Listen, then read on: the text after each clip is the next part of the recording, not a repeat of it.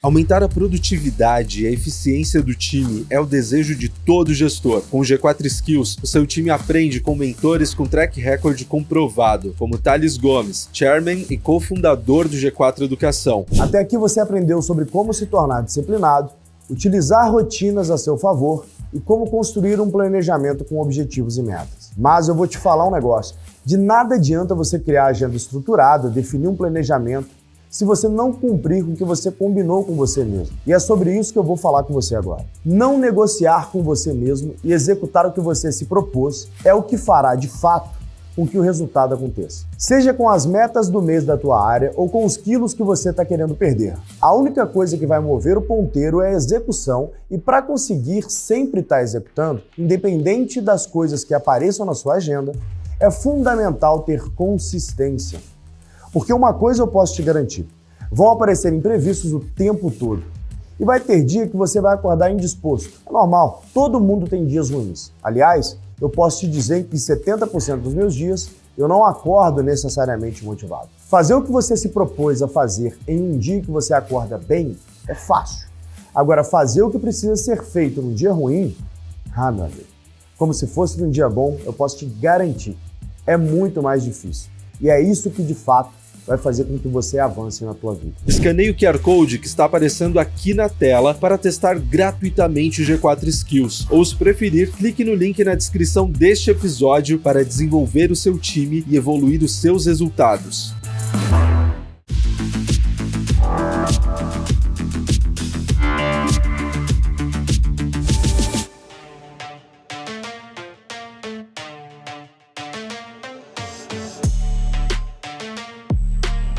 Sejam bem-vindos ao G4 Podcast. O G4 Podcast é o hub que tem todos os podcasts voltados para empreendedorismo e negócios. Hoje a gente está aqui transmitindo ao vivo do RD Summit, um evento que reúne milhares de palestrantes, convidados, com foco em conhecimento e desenvolvimento, e não seria diferente. Por isso o G4 está aqui como podcast oficial do RD Summit.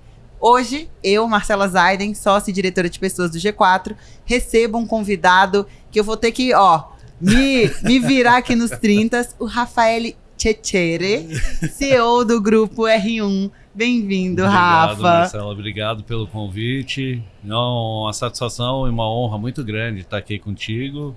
Honra nossa. Perguntas e respostas. Não, a gente está aqui agora para a gente ter uma troca, um conhecimento. Eu quero te conhecer, quero que quem está em casa assistindo o G4 Podcast, ouvindo ali no Spotify, possa conhecer um pouco da tua história e principalmente sobre o Grupo R1. E vou começar aqui já te trazendo uma reflexão, né? Como é que, olhando aqui para toda a tua história, como é que você decidiu empreender? Quando você olhou e falou, olha, vou empreender, esse é o meu caminho. Conta um pouquinho sobre essa trajetória. Bom, eu sou nascido nos anos 80, hoje eu tô com 43 anos e eu peguei, eu acho que eu fui uma das gerações privilegiadas no ponto de vista que eu consegui pegar o mundo offline e essa conversão pro mundo digital. E sempre tive muito ligado, desde pequenininho, a questões eletrônicas, adorava esse tipo de coisa. Na minha adolescência, eu fui ser DJ. Nossa! Então, eu vendi, meu pai tinha me dado videogame, carrinho de controle remoto. Você vendeu tudo para ser DJ? Comprei equipamento de som, luz. Com quantos anos? Isso eu tô falando 14, 15 anos. Então essa veia do empreendedorismo, junto com a tecnologia e tudo mais, era uma coisa assim que sempre me atraiu bastante. Foi passando e deu boom de fato. A internet em 95, 96 veio de forma forte. Me lembro os CDzinhos, né, que a gente tinha que instalar para acessar a internet e tal. Era uma coisa muito nova para todo mundo e eu embarquei nessa. Fiz vários cursos e tudo mais. E aos 19 anos eu montei a minha primeira empresa. Por influência de uma pessoa que para mim sempre foi um exemplo, que é o meu tio. Ele é um dos fundadores do UOL. Nossa. Então, o Gil Torquato, ele, junto com a família Frias, ele já estava há muito tempo no grupo. E para mim ele foi um grande espelho, porque eles fundaram o que é hoje um dos maiores portais até hoje, né? Então, e eu sempre me espelhei. Alta relevância até hoje. E aí, os casos da vida, fui me engajando cada vez mais. Essa empresa, aos 19 anos, obviamente, não deu certo. Faz parte. Só para você ter ideia, uma das reuniões que eu fui mais importante da empresa, eu fui de bermuda. E assim, eu cheguei... Em que época a gente tá? Naquela época. Imagina você chegar de bermuda hoje, naquela época numa reunião estratégica. E pra mim eu tava super bem vestido e tal. Eu peguei a minha melhor bermuda. Ai, como não? Quem diria que mas não estava? Já era algo ligado ao e-commerce, só que o e-commerce naquele momento, ele tava assim tão embrionário. A gente falava naquela época de uma questão assim, as pessoas estavam descobrindo um website. Então, por isso que eu falo assim, eu acho que eu peguei uma fase assim muito rica da história da internet, desse movimento, né, pro mundo online, que me deu muita bagagem. E aí na sequência, eu descobri coisas assim, eu era muito técnico, né, então fui fazer faculdade de ciência da computação, não me encaixei. Aí eu acabei que fiz psicologia. Psicologia, você é meu par de formação acadêmica? Acredite se quiser. Era para fazer marketing, eu achei que psicologia fosse algo mais complexo e tudo mais. Fiz, foi muito bom. Então, eu acho que esse mix de coisa vai te dando bagagem, mas a questão da veia empreendedora sempre me chamou muito, né? Porque eu acho que isso vem de dentro mesmo, é uma força. Não me contentava em simplesmente estar ali. Eu acho que muita coisa mudou, mas na minha época, ali nos anos 2000, tinham muitas barreiras que hoje, por exemplo, já não existem mais. Até pela questão da internet, né? Eu acho que antes era muito tradicional, né? Essa coisa, a família sempre empurrava muito, estuda, arruma um bom emprego. Medicina, advocacia e contabilidade nesse caminho. Não tenho pais empreendedores, né? Meu pai era funcionário público de carreira, a minha mãe dona de casa, então assim... Mas tinha um tio ali para se espelhar. Então, acho que eu acho que é uma coisa assim interessante, né? As pessoas muitas vezes acham que a gente precisa sempre dos pais. Não, a gente se espelha em várias situações. A gente se espelha, obviamente, com pessoas que estão ao nosso redor ou pessoas que são referência pra gente. Sem dúvida alguma, olhando pra tua trajetória, teu tio foi uma grande referência e influência na tua trajetória. Era um case na família e é até hoje, né? Um grande sucesso, né? Então o cara ficou gigante depois, tal, mas essa coisa da internet, até pra ele, porque ele era comercial da Folha. E então, saiu e foi... O cara mergulhou em tecnologia. Hoje é um cara super conhecido no mercado de tecnologia. Como é que, olhando pra tua trajetória, todos os teus empreendimentos, desde aquele que você foi de bermuda até hoje, como é que você chegou no Grupo R1? Como é que você entrou no mercado de audiovisual? Qual foi o momento que você teve essa virada de chave de olhar, maravilha, fiz psicologia, olhei para toda a parte de tecnologia, pensei em fazer ciências da computação, mas Sim. O que te despertou, que te levou para o mercado de eventos de audiovisual?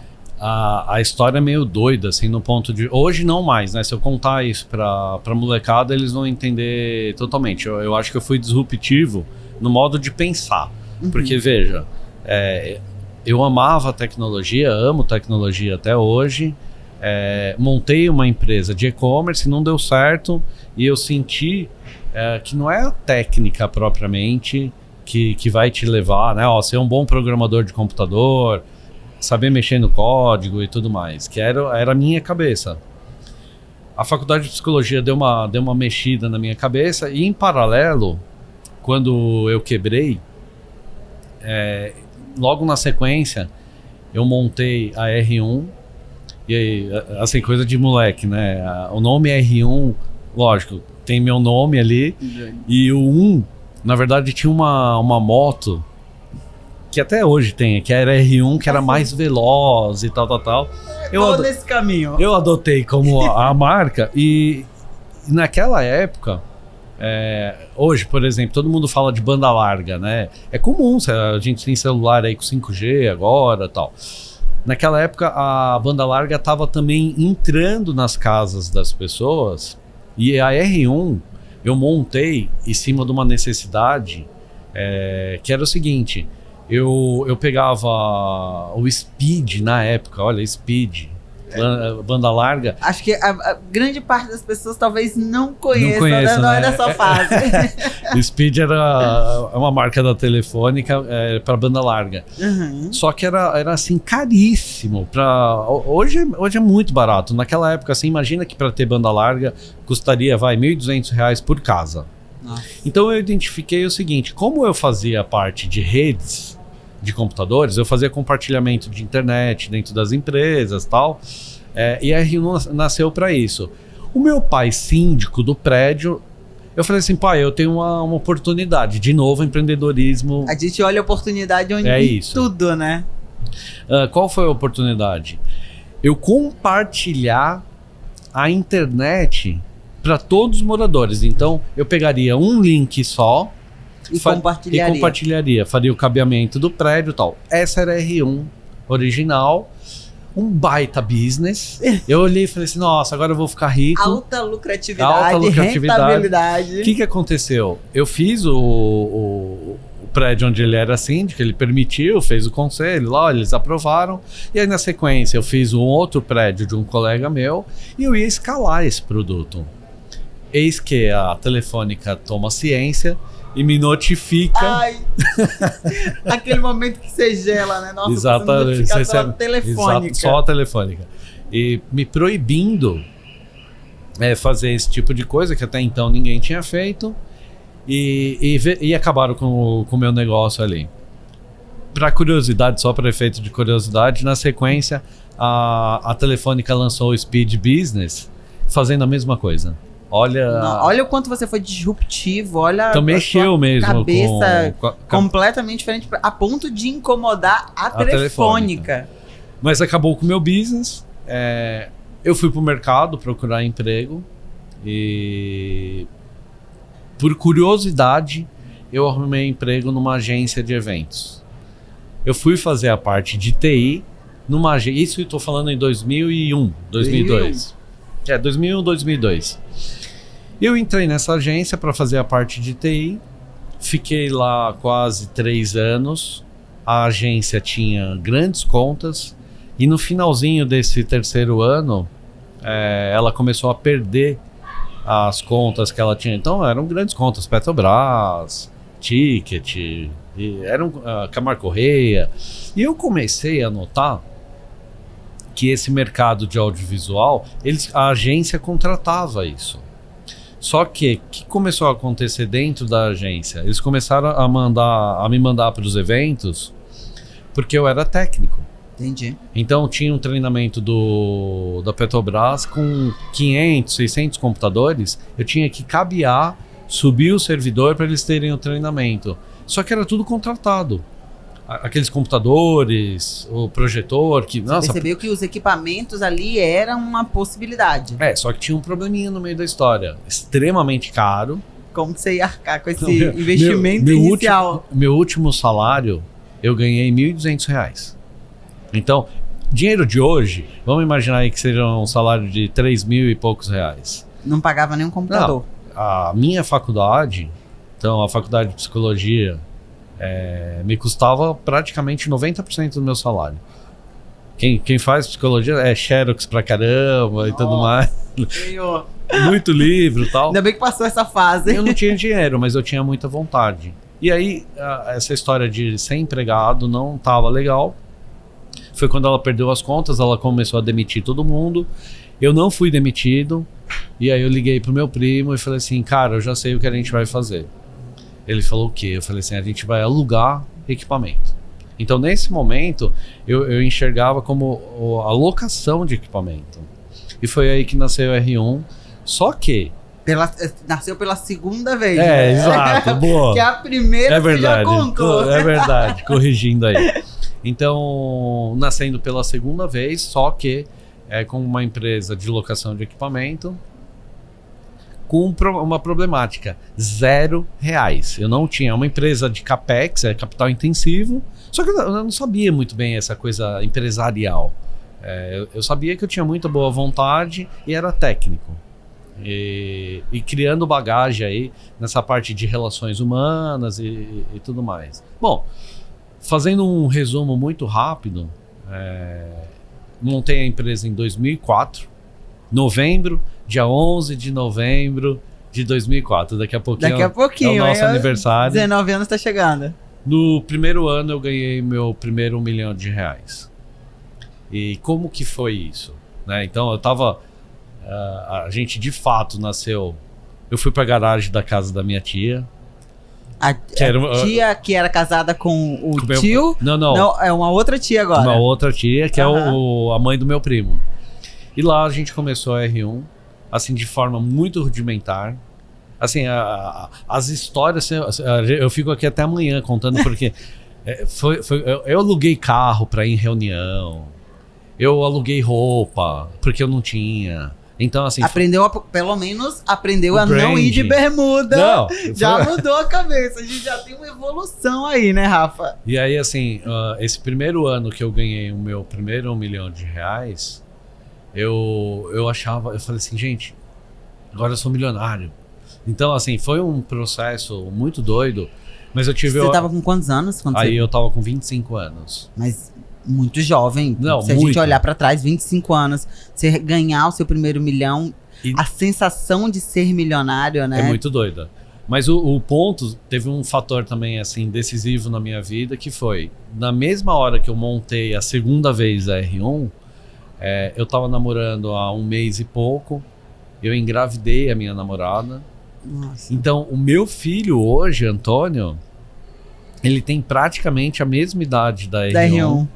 Então eu tava com o seguinte desafio, assim, foi uma mudança total. Então eu virei pai de família, com um filho, que é uma bênção para mim.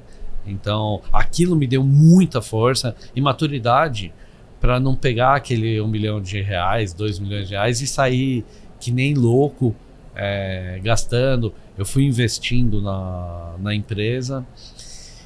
E em 2006 eu quebrei pela terceira vez. Você quebrou? Quer dizer, pela segunda, né? Eu quebrei. Por quê? O que aconteceu? Lembra? Eu era técnico. E eu comecei a atender um grande banco. E a demanda do banco era tão grande que ela me tomava inteira. Então, assim, pra mim, tava tudo certo. Em 2006, o banco foi comprado. Você perdeu o contrato. E cortaram tudo e eu perdi aquela conta. Aí, eu vou te falar. Já com filho, com família, a brincadeira era outra. E eu descobri o seguinte. Eu não era empresário ainda. Eu não era uma pessoa que, de fato, eu conhecia técnica. Então, assim, esse microfone, a caixa de som, a câmera, eu sabia tudo. Mas eu ia aprendendo essas relações que são tão ou mais importantes do que uma questão técnica. 2007 e 2008... Vou fazer uma pergunta antes de você ir pro próximo, que eu fiquei curiosa. 2006 você quebra pela segunda vez. Ali, naquele momento, assim, você pensou em desistir? Não. Nunca teve na minha... Você nunca pensou em desistir? Nunca, assim, nem... passava na minha cabeça, nunca passou assim, pairou, eu vou desistir. Assim, o que acontece lógico, dá muito medo. Até hoje eu sinto a mesma coisa. Assim, depois de 19 anos, estruturado, você carrega. Eu acho que você tem que ser uma bolinha, sabe aquelas bolinhas que você aperta? Pra a desestressar. resiliência. Então, mas a hora que você abre, ela tá toda amassada e ela volta ao seu estado natural. Pode ser que pela minha pouca idade também, eu acho que isso me ajudou. Porque o jovem, a gente não pensa muito. A gente sente menos medo, né? Quando a gente é A jovem, gente vai. vai. Entendeu? Então, eu acho que teve isso também. Mas teve um toque também de muita responsabilidade, porque todo o dinheiro que eu ganhei, eu investi na empresa. Assim, eu tenho 3 descendências, né? Alemã, italiana, óbvio, e a portuguesa. Mas você sabe que a portuguesa é a que fala mais alto. E assim, dentro de família portuguesa, essa coisa do ser mais contido, o italiano também, né? Ser mais Então, pé no chão, né? Ser mais pé no chão e tal. Eu investi muito na companhia e sabia que ali já era um outro momento. Eu já tinha entrado, eu tinha perdido uma conta. 2007, eu passei assim, só pra ter ideia, eu levava meu filho no médico, para os lugares, com o carro da empresa, uma Fiorino da empresa. Não tinha nem carro. Eu tive que vender tudo para pagar as pessoas tal, porque foi um baque. Parte, né?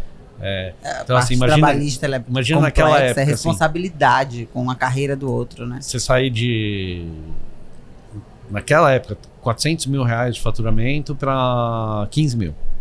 Nossa. Foi o que aconteceu. 2007, eu fui. Bom, agora eu vou ter que ser empresário. Foi ali que eu aprendi que eu ia ter que ser gestor. Então, tem uma coisa assim que empreender, até fica aí como uma dica para quem quer empreender, muitas vezes não é fazer o que gosta. Você vai fazer um monte de coisa que você não gosta. Então, por exemplo... Mas vai fazer o que não gosta muito muitas mais vezes do que o que gosta. Então, por exemplo, eu tive que aprender RH, eu tive que aprender finanças, eu tive que aprender financeiro, entendeu? Que são coisas que eu não gostava de fazer. E uma coisa que aí não é que eu não gostava de fazer, mas brotou em mim essa questão que foi daí então que as coisas mudaram. O Rafael virou vendedor. Hoje, se você me perguntar, Rafa, o que você é? Eu sou vendedor. Entendeu? Você acha que antes de ser empreendedor, você é um vendedor? Eu sou um vendedor. Então, assim, nenhuma empresa, para de pé se você não tiver venda. E eu identifiquei isso muito rápido. E aí foi a virada de chave total. Eu foquei, fiz muito treinamento, eu fui estudar barbaridade, vendas, processo de vendas, e aí a faculdade de psicologia fez todo sentido. Você achou que não fazia sentido por muito tempo. Exato. E aí é quando conectou pra ti. E né? aí as coisas assim, pra mim, porque são relações humanas. Tem técnica, sim. Tem muita técnica de vendas e etc. Esse evento, por exemplo, que a gente está aqui no RD, é exatamente sobre isso, né? Estão usando a tecnologia e tudo mais, agora a inteligência artificial, mas com um único propósito: vender. Quem não vende... E tem uma máxima lá dentro da empresa que é assim: ou você está em vendas, ou você está para vendas. Então, como é que os times olham isso? Fiquei curiosa agora. Os outros times entendem bem esse conceito? Só pra você, abrindo parênteses aqui pra você entender, no G4 que a gente fala não há problemas que não se resolva com vendas. Exato. Essa é a nossa máxima aqui então, dentro. Não é uma tarefa fácil, porque, lembra, eu era técnico. A tua visão como técnico, por exemplo, alguém que se forma em medicina, é técnica. Um advogado, técnica. Só que assim, eu ganho muito mais dinheiro do que muitas pessoas com título em Harvard. Por quê? Porque eles não entendem exatamente isso. O que tem de médico, por exemplo, endividado até as tampas, por um único detalhe, eu tenho uma outra máxima, tá? Não importa o quanto você gasta, importa o quanto você ganha. Porque a matemática também é muito simples. E o processo todo, você corrige. Você fala, Rafa, mas e aí? Você não errou? Muito. Eu errei muito, mas quando você tem dinheiro entrando na sua companhia, você corrige. Você se permite o erro e o acerto. E tem mais uma. Erra rápido e conserta rápido. Só que sem grana, você não faz consegue isso. Né? consertar Então, rápido. eu captei isso muito rápido. Virei o líder da empresa. O meu sócio, que é o meu primo, Rodrigo, ele cuida da parte da operação. E entendeu também. Que é assim, vou te dar um exemplo. Ó, a gente está aqui, então tem câmeras, tem microfone e tal. Isso aqui é a ponte de acesso para eu ajudar alguém a passar uma informação, captar uma imagem e tudo mais.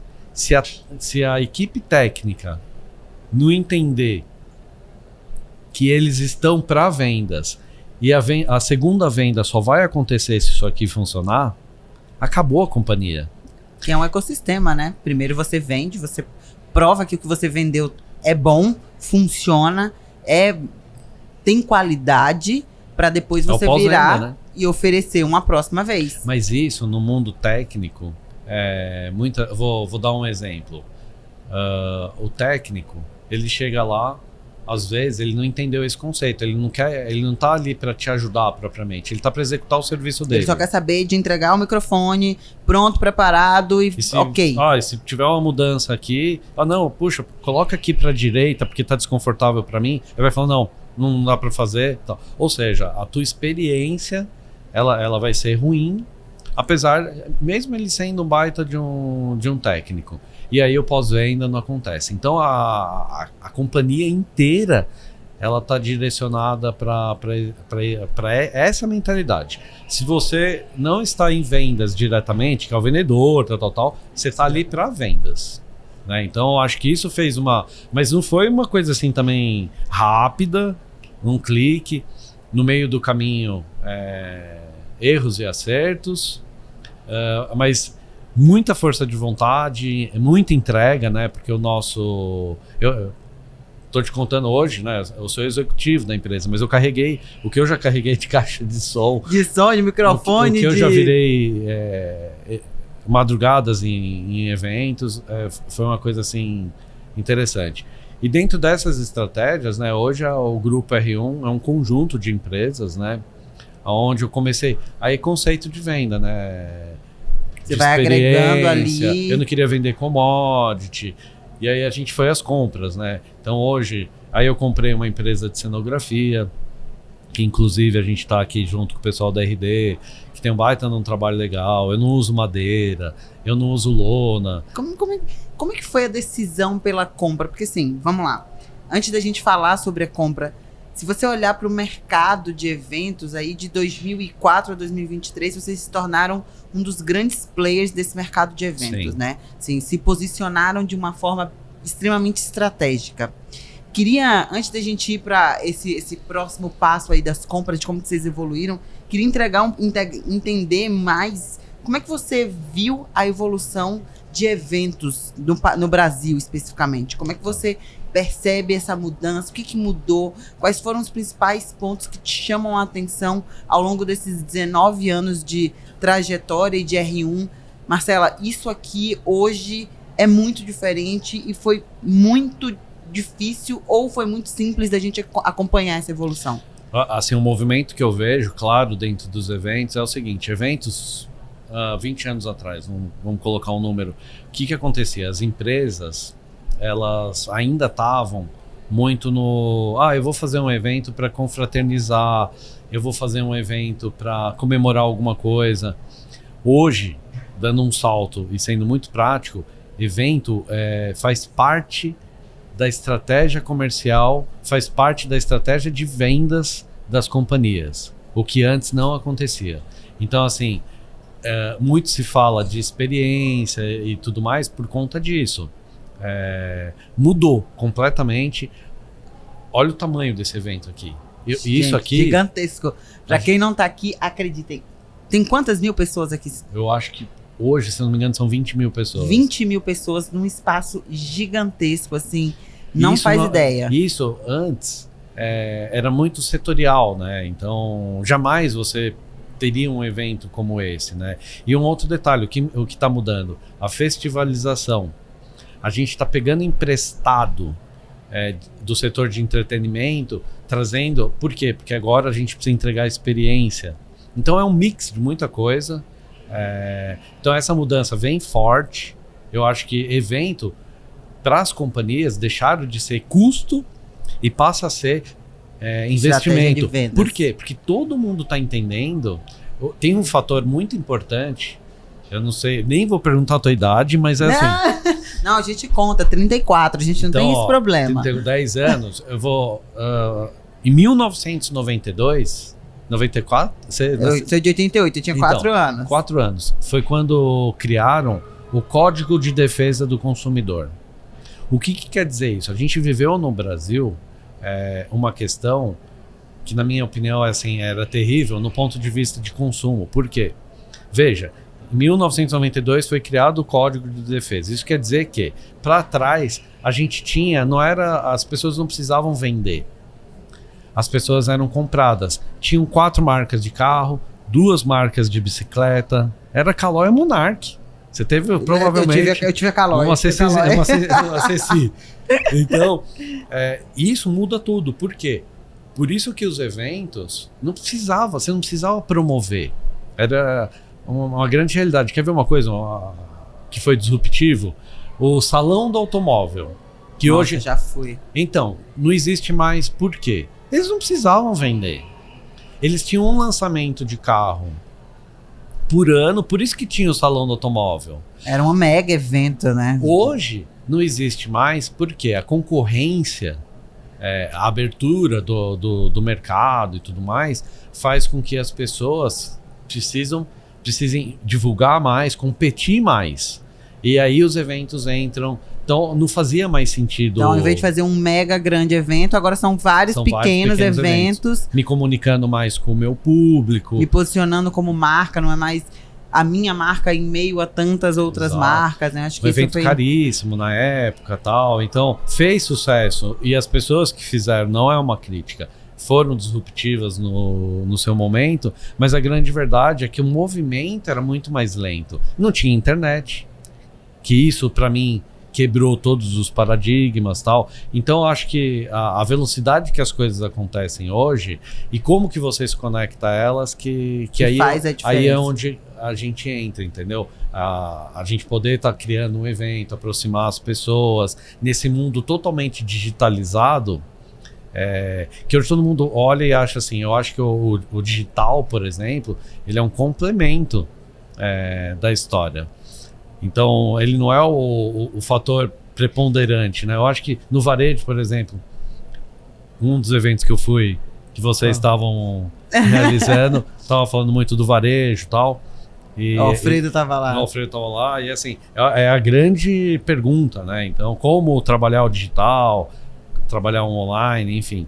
Mas eu acho que, de novo, o fato independente do que se é digital ou se é físico, foco em vendas, sempre. Vendas é o pilar. E aí, vou pegar esse gancho de focar em vendas, Rafa, e vou mandar uma mensagem aqui para você que está assistindo. Gente, você está assistindo, você está gostando, está curtindo, então eu tenho um pedido para você me ajudar numa missão, que é colocar o G4 Podcast dentro do top 5 de podcast voltado para negócios dentro do Spotify.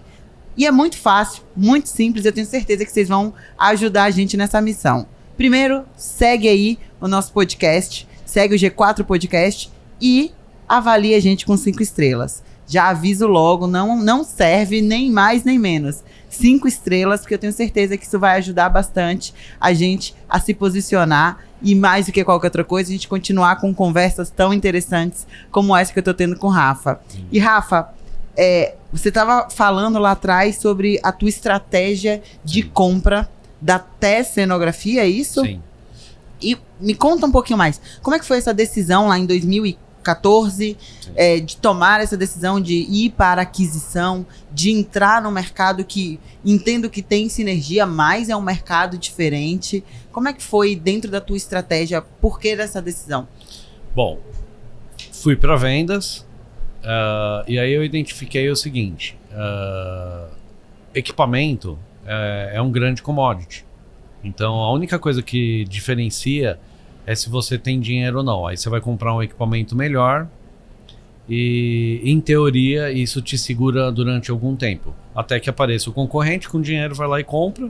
Você vai para o mercado e fica disputando o preço. Ele faz por R$100, eu faço por 80, 70 e aí a gente quebrou.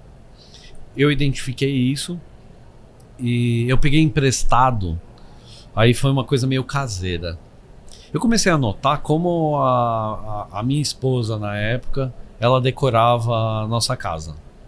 Então, que é meio que todo mundo faz. Você tem 2 caminhos para isso acontecer. Você vai nessas lojas de departamento e você mesmo Escolhe pelo seu gosto. E compra o item, ou você contrata um arquiteto. Fazendo uma analogia com o meu negócio, era basicamente isso. A R1 era essa escolha do microfone, da TV, da câmera. E eu falei, puxa, tá errado. Por quê? Quando você contrata um arquiteto, você chega para ele, você brifa e ele vem com um projeto para você.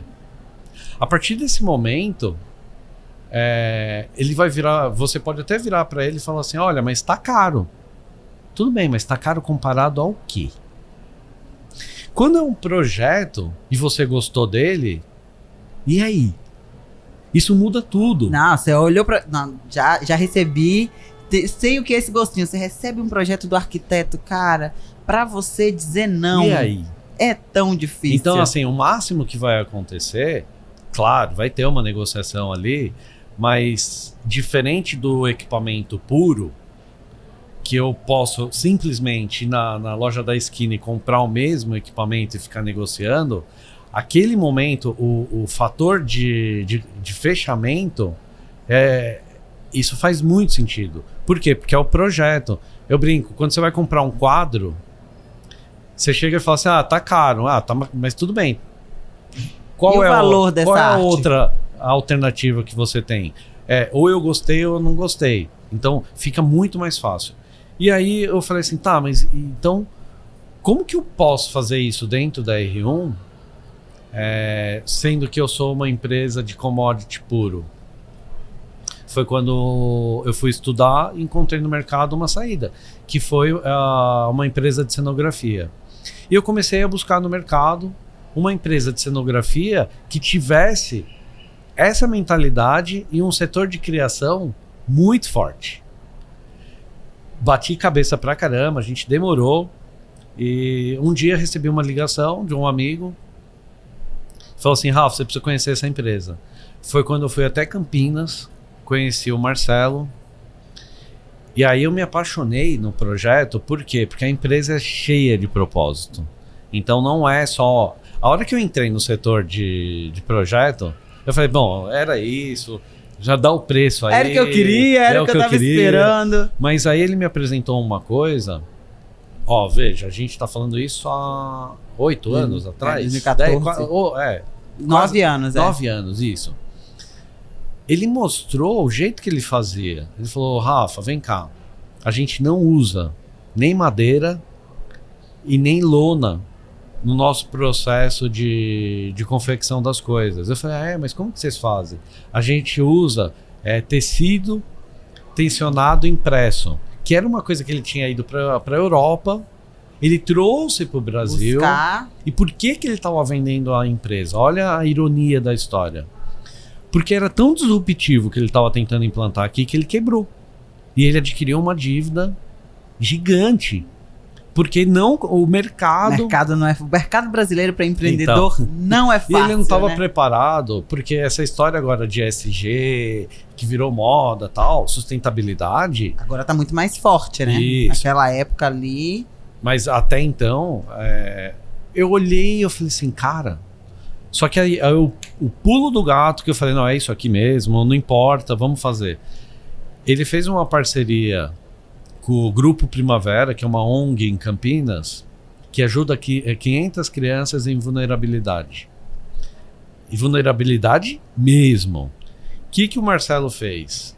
Ele pegava todo esse tecido dos eventos, ele propôs o seguinte para a ONG, vamos criar um ateliê para construir bonecas de pano e vocês venderem isso. As mães das crianças constroem essas bonecas, a gente fornece o tecido via essa doação. A hora que eu olhei aquilo, eu falei assim, gente... Propósito. É propósito. Então, fechamos o negócio. Eu não coloquei R$1 nessa empresa de compra, mas eu prometi uma coisa para ele. Eu falei, cara, deixa eu te falar uma coisa. Eu sei por que você deu errado. E ele olhava, eu falei assim, você tem o melhor produto, um produto disruptivo, só que você é técnico. E eu já passei por isso. Eu já passei por isso. Então, assim, eu prometo uma coisa para você. Eu quero entrar no teu negócio e eu prometo para você que até o final do ano a gente triplica o faturamento dela. Topa? Ele topou, ele acreditou. Eu não tripliquei o faturamento dela, eu quintupliquei o faturamento dessa empresa. Gente. Por quê? Porque aí, através do projeto... Você tinha um ecossistema, você tinha visão, você tinha tudo. E aí teve no meio do caminho, eu pulei uma etapa, mas foi interessante também, dentro de vendas, eu identifiquei o seguinte, eu falei, cara, a gente precisa fazer co-branding com marcas. E aí o Rodrigo, que é meu sócio, falou assim, Rafa, a gente precisa estar nos hotéis. Então, em 2010, nós começamos a entrar dentro dos melhores e os principais hotéis de São Paulo. Mas aí como é que funciona esse co-branding? Os teus aparelhos, como é que funcionava? Vou dar um exemplo que você vai entender rápido. Eu tô com vocês são os melhores. O G4 hoje são os melhores e eu quero estar com você. Por quê? A partir do momento que eu atrelo a minha marca a sua marca e vice-versa, a gente fica forte. Fica mais forte. Então, por exemplo... Um se torna referência pro outro. Exato. Hoje eu tô no Hilton, eu tô no Hyatt, eu tô no Sheraton WTC, Tivoli, etc. Eu tô nas grandes marcas. Mas mesmo os aparelhos sendo de outras marcas, vocês têm aqui dentro de alguma forma, vocês apresentam a R1 enquanto empresa que fornece esses aparelhos. Ó, se você notar lá, lá, no pedestal ali, sempre vai ter uma marquinha da nossa empresa. Boa. Então, assim, mas esse não é propriamente a questão em si. É a questão de valor. Vou te dar um exemplo e você vai entender rápido. Quanto que você paga um café dentro de um hotel? 15, 20. Entendeu? Então, assim, e quanto que custa na padaria? 3. Então, o fato é que é assim, valor é uma caixinha de presente que o cliente dá pra gente. Ou ele dá ou ele não dá. Então, quando você entra num hotel 5 estrelas, que tem um posicionamento de marca, etc., isso faz toda a diferença para você. Mesmo eu falando de commodity, né, equipamento, só nesse co-branding eu já escalei um passo, porque eu vendo mesmo... Você agora vende B2C também? B2C e B2B, sempre foi. Você sempre teve as duas, tanto B2B quanto B2C. Dentro de um canal de vendas. Ótimo. Hype.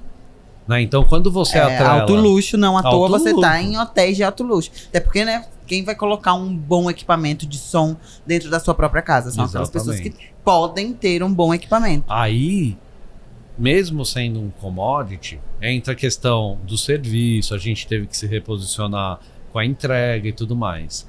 A hora que eu encaixei a história de projetos, tudo fez sentido, inclusive para o hotel. Aí, dali para frente, foi uma escalada. A gente comprou uma empresa de geradores, a gente comprou uma empresa de tecnologia. Seguiu fazendo aquisição. Porque eu identifiquei o seguinte, de novo, focado em vendas. O cliente que cota um hotel para fazer um evento, ele quer tudo. Ele não quer ter trabalho. Ele não quer ter trabalho. O racional, e falo isso como uma pessoa que consome eventos. Coto para fazer, vou fazer a festa de final de ano. Eu não quero ter que discutir com 500 pessoas. Não, eu quero ir num lugar que eu diga, olha, isso é a minha condição, isso aqui, essa aqui é a minha lista, me entrega. Então, basicamente, assim, fazendo um overview da situação, eu identifiquei o canal de vendas, fiz essa coligação com marcas, então isso cresce. Agora, tudo isso que eu tô te falando, eu também eu tava adquirindo ali responsabilidades. Por quê?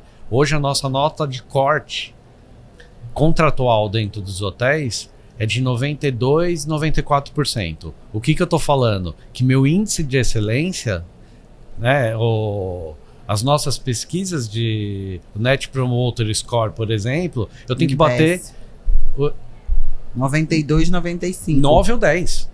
Você entendeu?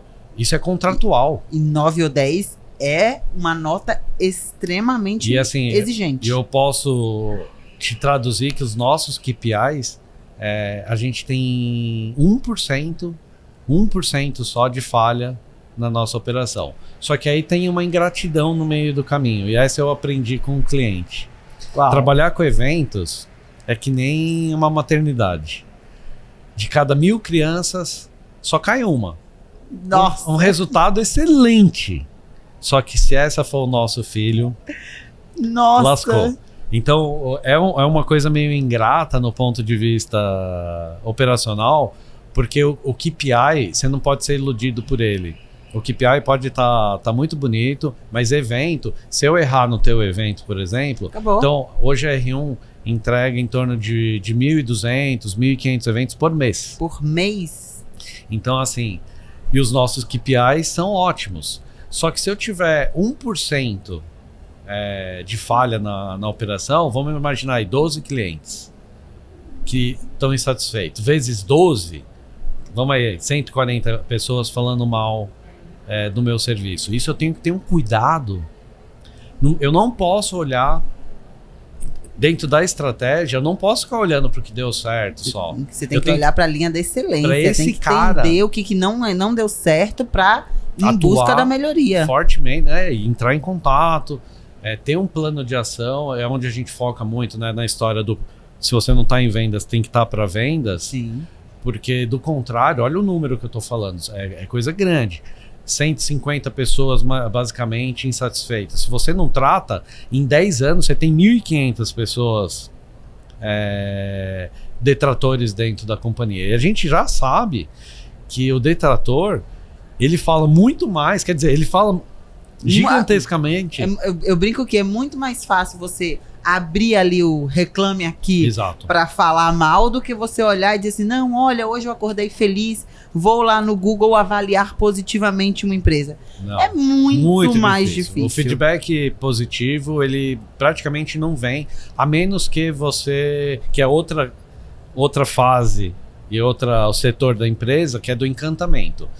O cliente, ele só lida com eventos, né? Exato. Eventos passa pelo encantamento. Mas o evento, vou dar um exemplo assim, eu colocar o microfone, as câmeras aqui, fazer funcionar é o básico, tá? Gente, tudo é R1, hein?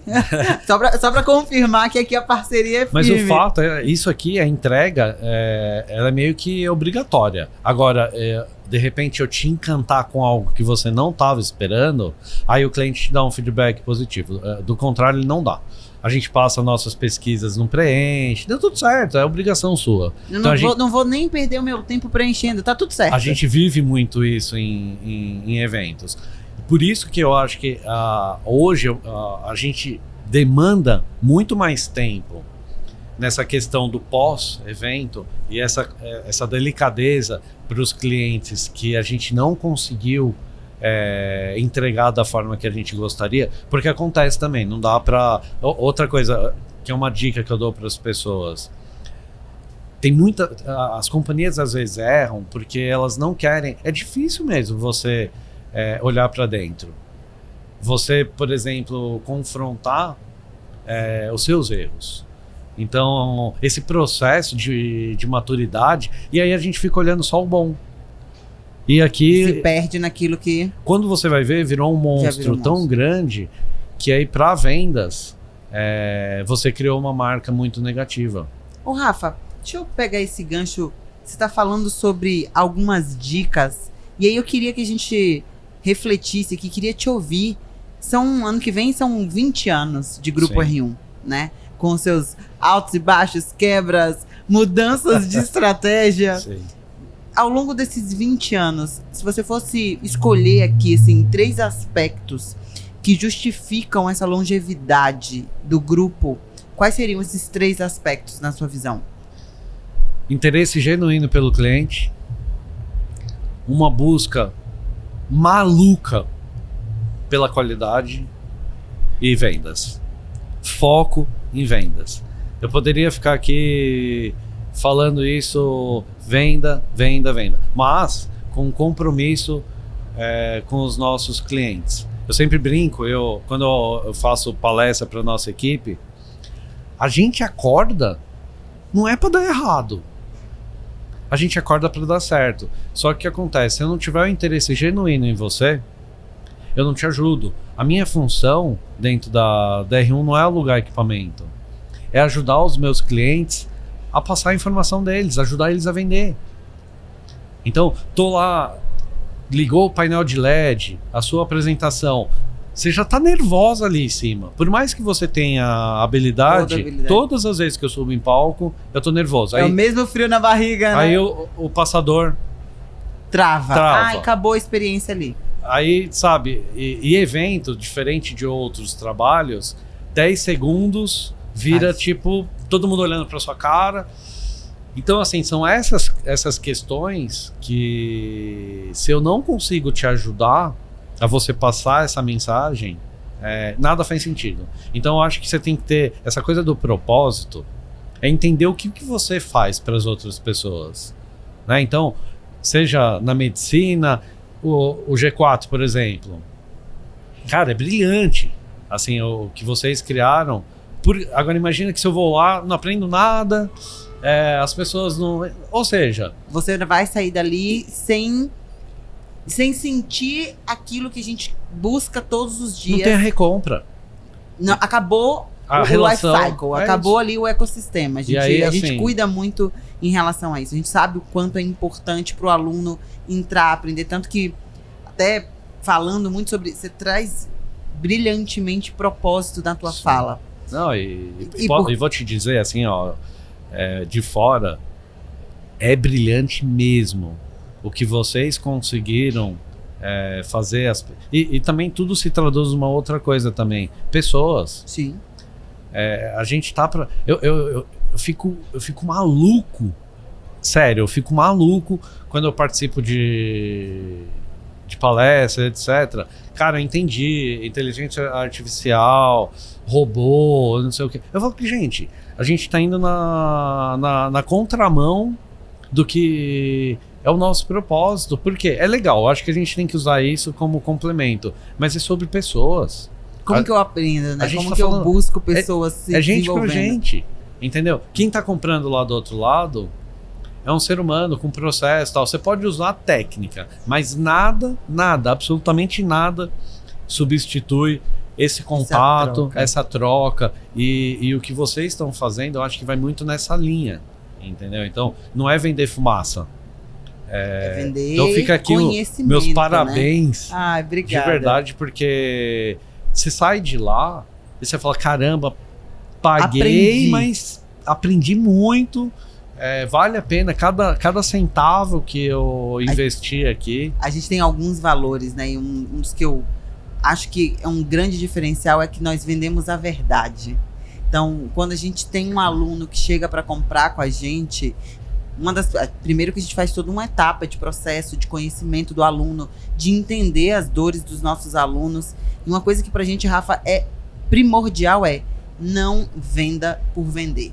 Sim. Se a gente vende por vender, perdeu. Acabou. Aquele cliente não... E aí a gente volta para o que a gente está falando todo o nosso papo. E você traz muito brilhantemente ali a visão de vendas, que o cara não vai recomprar. Então a gente inseriu nos nossos valores, traz a visão de como vivemos, como não vivemos, para as pessoas entenderem, para as pessoas que trabalham com a gente terem clareza da importância que é você vender adequadamente. Mas parece que é algo simples. Mas não é. Mas justamente porque eu acho que a gente está passando esse momento de forma diferente, seja na tecnologia, seja nas mídias sociais, mas desemboca na mesma questão. Se você não tiver um interesse no outro, as coisas, pelo menos na minha visão, você pode ser o maior técnico do mundo. a longevidade, eu acho que diz sobre isso. Você pode até ganhar, dado do que estão aí disponíveis, Sebrae, né? 80% das empresas quebram no primeiro ano. E o outro restante nos outros 5 anos. E isso tem a ver, não com técnica, mas muito com a questão que a pessoa... Puxa, vou dar o fenômeno paleta mexicana. Nossa. Porque o cara vê o outro ganhando dinheiro e ele fala assim, não, vou lá, também. Ele compra uma franquia que teoricamente é um formato mais quadradinho, técnico e tal, e não anda. Por quê? Porque ele não tava com o propósito claro, alinhado. Era só ganhar dinheiro, entendeu? Então... A importância disso e a importância, assim, de como que você traz e agrega pessoas ao seu redor com Sim. o mesmo propósito. Eu achei muito bacana quando você compartilhou o motivo de você ter comprado a TES, que você falou claramente, tinha o mesmo propósito que Sim. Eu me identifiquei com o propósito, o que mexeu comigo Sim. foi o propósito, foi a ação que eles estavam fazendo, que eles estavam construindo. E por isso que dá certo. Muitas vezes a gente acaba pensando no dinheiro, no negócio, e esquece que se você não tiver o propósito alinhado, não vai funcionar. Sim. Até mesmo para uma aquisição. Muitas vezes a gente esquece esse detalhe dentro de grandes negócios. Isso faz sentido. E uma outra coisa que eu falo muito dentro da empresa é o seguinte... No nosso ramo, você sempre vai ter concorrente e concorrentes bons. A empresa que tem mais sucesso, e aí a questão do propósito, alinhamento, quer dizer o seguinte: se eu tenho muito conflito dentro da empresa e tá com o ser humano, juntou 1 mais 1 é conflito. A gente já vai começar a discutir 2 dias junto, a gente vai ter diferença de pensamento e tal. Natural que seja assim. É importante que você esteja alinhado com seus pares, porque do contrário, a gente fica discutindo internamente as questões e esquece o lá fora, o foco na venda, no cliente, e fica ali disputando o ego, disputando quem manda mais. Então, isso não acontece dentro da sua empresa? Acontece, mas eu tento de todas as maneiras tirar esse calor. Por isso, na hora de escolher não só um funcionário ou um sócio, isso tem que fazer parte. Porque imagina assim, você quer ir para a esquerda, eu quero ir para a direita. Eu tive um sócio lá atrás. Ele era evangélico. E nada contra. Cada um tem sua religião, mas ele levou a religião para dentro da empresa. Foi por isso que a gente terminou. Porque tinham princípios e valores para eles, não que eu fizesse, que tinham que ser daquele jeito. Então, assim... E da sociedade, assim como qualquer relacionamento, é ceder, né? Ou você tá 100% alinhado com o propósito, ou alguém vai ter que ceder. É isso. E deixa eu te perguntar, Rafa, a gente tá caminhando aqui pro final. Eu queria entender contigo, como que você vê os teus desafios aí? A gente falou muito do pra trás, do como você chegou até aqui, como que você construiu esse grupo R1 para faturar o que tem faturado, para ser o destaque, um dos grandes players no mercado de eventos hoje. Mas e os teus próximos desafios? O que você enxerga? É uma pergunta boa, por quê? A gente não falou sobre isso, eu vou falar rapidamente. A pandemia, por exemplo, veja, eu trabalho com evento. Então, lembra? 1.200 eventos, eu fui para 0. Um baita impacto. Na época eu estava com 420 funcionários. Nossa. Então, assim, aquele momento para mim foi... Hoje você está com quantos? 370. Então imagina que você teve que reduzir. Não, e até agora você não retomou o mesmo número. Foram 300 pessoas demitidas. Não foi uma tarefa fácil. Então, assim, hoje, diferente de antes, tem uma vantagem grande. Eu tenho 43 anos, vou fazer 44, já tenho uma bagagem e maturidade para lidar com algumas situações. Mas o maior desafio, não só para mim, como para qualquer outra empresa, não é conquistar, é manter.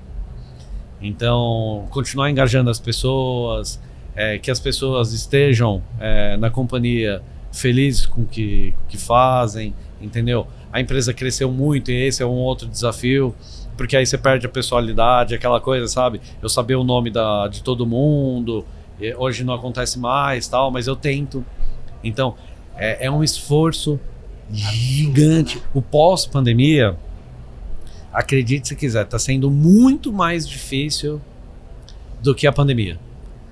porque as pessoas voltaram diferentes, o mercado voltou bombando, então tem muito oportunismo. A história da paleta mexicana, tem muito paleteiro aí entrando no nosso setor, e isso Tem impacto. é óbvio. ruim, porque afeta e tudo mais. Então, cada hora eu acho que manter a estrutura, manter todo mundo, eu acho que é o grande desafio daqui para frente.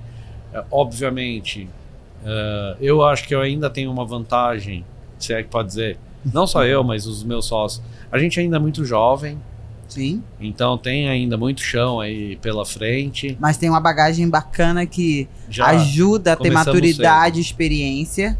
Mas eu acho que, assim, de novo, eu acho que se a gente continuar com esse propósito, com esse foco, sempre voltado, olhar para o cliente, foco em vendas, a gente vai conseguir, vai ter problema, sim, a gente provavelmente vão ter outras crises e etc. Mas a gente, com esse foco, a gente consegue, sim. Veja, a pandemia foi um negócio assim, sério.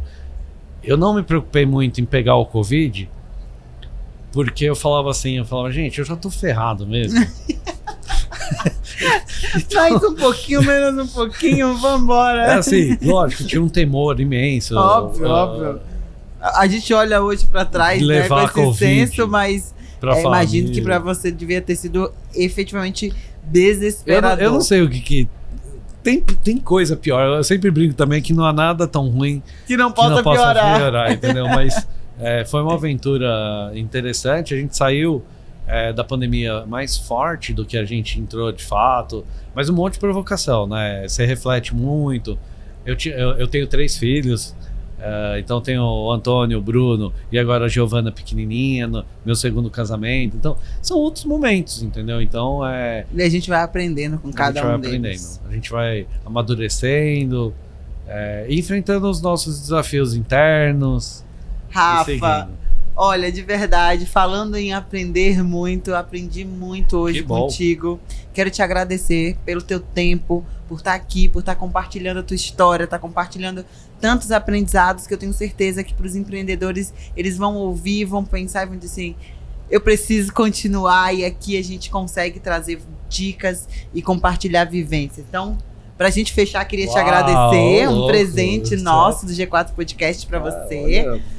Um Isso aqui faz parte do encantamento. hein, Ai, pessoal? obviamente. Aí, ó. Como é que a gente vai Os querer caras são manter a bons. parceria, que você venha mais vezes ao nosso podcast? Tem que ter um carinho, um cuidado. Deixa eu ajudar aqui, Aí, ó. ó. Todo um kitzinho.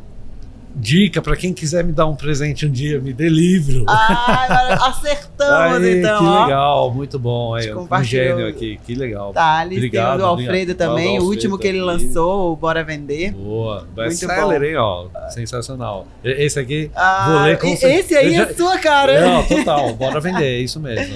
Rafa, Obrigado. de novo, muito obrigada. Acho Eu que foi fico muito honrado. importante sua parceria aqui com a gente. E mais do que isso, ouvir a tua história foi sensacional. Obrigado, Marcelo. Eu tô assim honrado de estar aqui, poder te conhecer, inclusive. Conta comigo sempre. Com então, o que certeza. você precisar, eu tô à sua disposição. Nossa, que você precisar, depois vamos lá conhecer o escritório. Obrigado. Gente, esse foi mais um episódio do G4 Podcast, o podcast do G4 Educação.